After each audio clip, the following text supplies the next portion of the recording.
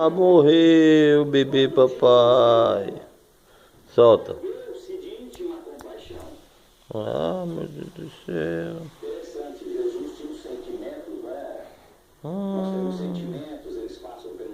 Vem.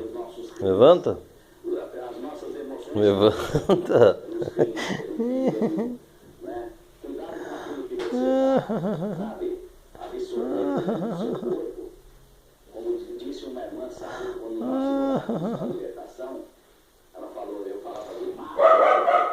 Olha lá, uau, uau. Late que nem a Honey, então late. Late que nem a Honey. Au, au. Au, au. Late. Late. Não leva nada. O ódio você é um veneno que você dá pro inimigo, mas você quem morre. Não tem sentido. Se liberte. Deus te disse uma compaixão e é isso que ele está tendo por você hoje. E disse, não chores. Presta atenção. Você está carregando o filho para sepultá-lo mesmo enterrado naquela época. Ai, ai. Uma rocha, sepultavam, fechavam a rocha e dali desintegravam o corpo. Ai, ai, bebê, bebê babo, papai tem.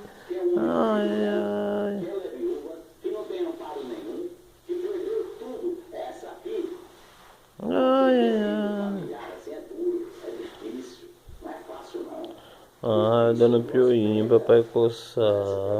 Dinheiro, pode perder carro. Dando pioinho, papai coçar, papai.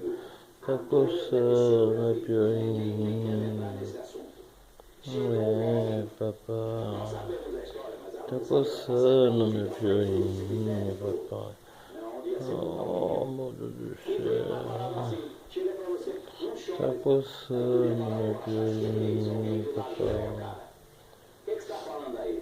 Falando bobagem? Tá coçando, papai. Como que não chores? Irmão, Jesus está Tá coçando, pioinho do bebê. não chores, eu vou Oh, meu Deus do céu. Tá coçando, pioinho dela. fala assim, eu não quero mais pedir nada. Eu não vou pedir porque é a milésima vez que eu pedi. Não peça mais, apenas espere.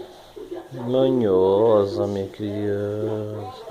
Ela é cheia de querer carinho.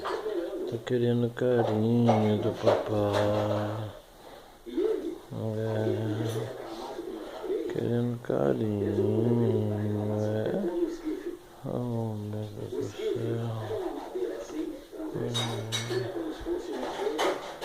Ai, vamos coçar pioinho do bebê. Coçar pioinho. Não, coçar pioinho, pioinho, pioinho. Ai, oh, meu Deus do céu.